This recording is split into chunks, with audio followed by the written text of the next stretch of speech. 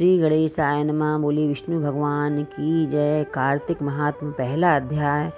नैमिषारण्य तीर्थ में श्री सूत जी महाराज 88,000 सौनकादिक ऋषियों से बोले, अब मैं आपको कार्तिक मास की कथा विस्तार से सुनाता हूँ, जिसे सुनकर मनुष्य सब प्रकार के पापों से छूटकर अंत समय में वैकुंठ को प्राप्त होता है। सूत जी बोले, श्री कृष्ण जी की आज्ञा लेकर देवर्षि नारद के चले जाने पर सत्यभामा प्रसन्न होकर लक्ष्मीपति भगवान से कहने लगी, हे नाथ, मैं धन्य हुई, मेरा जीवन सफल हो गया। मेरे जन्मदाता भी धन्य है, जिन्होंने मुझ जैसी त्रिलोक सुंदरी को जन्म दिया, जो आपकी 16 सहस्त्र स्त्रियों के मध्य में आपकी परम प्यारी पत्नी बनी। मैंने वह कल्प वृक्ष आदि पुरुष आपके साथ नारद जी को विधि पूर्वक दान में दे दिया था, परंतु वही कल्प वृक्ष मेरे घर लहराया करता है, जिस बात को मृत्युलोक में कोई भी स्त्री नहीं जानती। हे त्रिलोकीनाथ, मैं आपसे कुछ पूछना चाहती हूँ। आप मुझे विस्तार पूर्वक कार्तिक महात्म्य की कथा सुनाओ, जिसको सुनकर मेरा हित हो तथा इसको करने से कल पर्यंत भी आप मुझसे विमुख ना हो।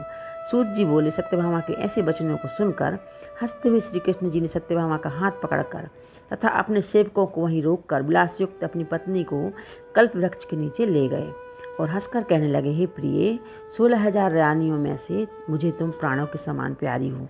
तुम्हारे लिए मैंने इंद्र से तथा देवताओं से भी विरोध किया था। हे कांते, जो बात तुमने मुझे पूछी है उस अद्भुत बातों को सुनो। सूत जी बोले, एक दिन श्री कृष्ण भगवान ने सत्यभामा के प्रिय कामना के लिए गरुड़ पर सवार होकर इंद्रलोक जाकर कल्प वृक्ष मांगा। तब इंद्र के मना कर देने पर गरुड़ का इंद्र से घोर युद्ध हुआ। गौलोक में गरुड़ जी के गौओं से युद्ध किया। गरुड़ जी की उसकी चोट से उनके कान और पूंछ कटकर पृथ्वी पर गिर गए, जिसके रुधिर से 3 वस्तुएं उत्पन्न हुई। कान से तंबाकू, पूंछ से गोभी और खून से मेहंदी। इन तीनों का प्रयोग करने से मोक्ष की प्राप्ति नहीं होती है। तब गौओं ने भी क्रोध में भरकर गरुड़ को मारा, जिससे उनके 3 पंख टूटकर गिर पड़े। पहले पंख से नीलकंठ, दूसरे से मोर, तीसरे से चकवाचक भी उत्पन्न हुए। हे प्रिय, मैंने पिछले जन्म में कौन कौन से दान, व्रत, जप नहीं किए हैं, और मेरा कैसा स्वभाव था तथा मैं किसकी पुत्री थी। मृत्युलोक में जन्म लेना पड़ा। मैंने ऐसे कौन से शुभ कर्म किए हैं जिससे मैं आपकी अर्धांगिनी हुई। कृष्ण बोले, हे प्रिय, तुमने पूर्व समय सतयुग के अंत में मायापुरी में अत्रि गोत्र में देवशर्मा नाम का एक ब्राह्मण वेदांत को जानने वाला रह, वह रोज अतिथियों की सेवा, हवन और सूर्य भगवान की पूजा किया करता था। उसका तेज सूर्य के समान तेजस्वी था। उसके वृद्धावस्था में गुणवती नाम की कन्या हुई। उसका विवाह उस पुत्रहीन ब्राह्मण ने चंद्र नाम के अपने शिष्य से कर दिया। चंद्र को अपने पुत्र के समान मानता था तथा चंद्र भी उसे अपने पिता के समान सम्मान देता था।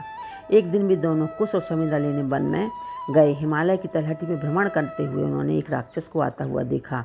उस राक्षस से भय के मारे उनके सब अंग शिथिल हो गए और भागने की सामर्थ्य भी नहीं रही। तब उस काल के सदस्य राक्षस ने उन दोनों को वहीं मार डाला।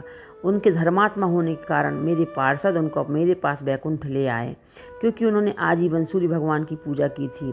उस कर्म से मैं दोनों पर अति प्रसन्न हुआ। शिव, सूर्य, गणेश जी, देवी, इन सब देवताओं की पूजा करने वाले सब स्वर्ग को प्राप्त होते हैं। मैं एक होता हुआ भी काल और कर्मों के भेद से 5 प्रकार का होता हूँ। जैसे एक देवदत्त, पिता, भ्राता आदि नामों से बोला जाता है। जब वह दोनों विमान पर चढ़े हुए सूर्य के समान तेजस्वी रूपवान चंदन और माला धारण किए हुए मेरे भवन में आए तो दिव्य भोग भोगने लगे। श्री कृष्ण चंद्र भगवान की जय। विष्णु भगवान की जय। पहला अध्याय समाप्त।